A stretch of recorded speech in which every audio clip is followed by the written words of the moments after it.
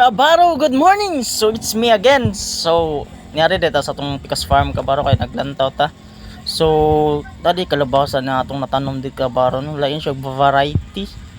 Kay in my entire life karon pa sa ko kakita kalabasa ang inani. So lagpas sa kadangog, grabe taasa. Di kay siya dako pero taas kayo. It's different variety of squash. So karon pa ko kita inani no. So I figure out nga lahi-lahi dahil nga variety atong natanom nga kalabasa diri. So dagan-dagan na ra bunga niya, ma-vanish yun ni Kabaro. So kindi din kinaubsan Kabaro no, diri talaga tanom og sweet potato. So naka-harvest na diri og almost 100 kilos. So usara ni siya ka patag. So na Kabaro ready to harvest, lahi na siya nga variety of squash. So try na nato ni Kabaro og labo ba ni siya. Kay ready to harvest naman siya, medyo gumay rin nun ni siya noon. Kay I don't know if unsa gid nga unsa yun siya nga klase sa squash. I think at mom siguro nilang gitawag og kiat-kiat sa ato harvest Kabaro. Let's try if lami ba siya kaunon. So atong pag-ari, so, nakadala taga sa squash, dili siya lugi, okay ra na siya.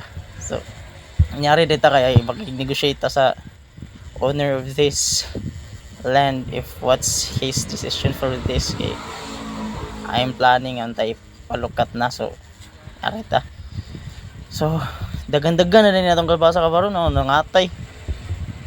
Tapos na-harvest naman ng mais, wala na kayo siya matilungi mong nanganambok siya pag maayo. So tryan nato nila kung Kabaro nga cropping if naani gihapon baka tagas og katambok atong mais. Kay dili naman ni season ring din sa mais. Kay tryan na ni nato ato na ni ipalihok. So na sayang kay tang mga squash Kabaro, lukup-lukup ginta ni siya sa kalabasa, daghan ni siya bunga. And then kung pasagdaan sa tani may lag makahalintag mga 1,000, lugi kayo, nakadako na ng 1,000. So kung ato ning ipakuan prepare for para sa cropping, karon nga cropping medyo kaloyan sa Ginoo, dako-dako pa man kag tagkita. So ato na lang nila i-sacrifice atong squash. Labong-labong na ni sila, daghan na kay nigbunga no.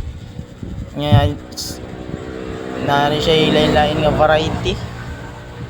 Nay tag-as, nay lagpad. Daghan kay siya variety nga kalbasa. So nagmahay gani ko kay dito sa Pikas Farm, ako ang gitanom dito kay nagkatanom gyapon ko kalabasa, gimix na ko sa mais. Ang Suprema no ako natanom dito, so supposedly dito nang tanan akong gitanom ang Suprema kay para tambok siya, kaya hawan mo kay ni diri nga farm. Sayang kayo. So sa dito sa naka-harvest sa day migamay dito. So kuan lagi failure kay grabe libuna, tas nadaot sa kuan, daot sa kalibon niya. Sayang lang kaya fertilizer. So maro to nagdaglugi na to. So mo na siya kay upper side, dagan-dagan gani siya nga patag, I think mga 7 siguro. Tas sa lakop ni siya sa kalabasa. So sayang kayo.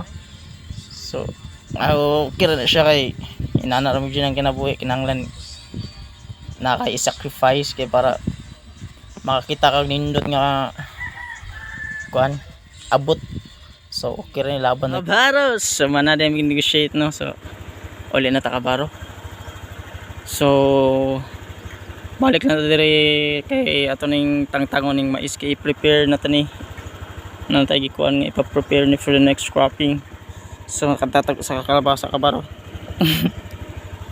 Nice ka. So pasara okay ra na siya Kabaro. So sayang kay mga bunga Kabaro, kay ipa-prepare na natin yung tawan. Wala na tong kalabasa.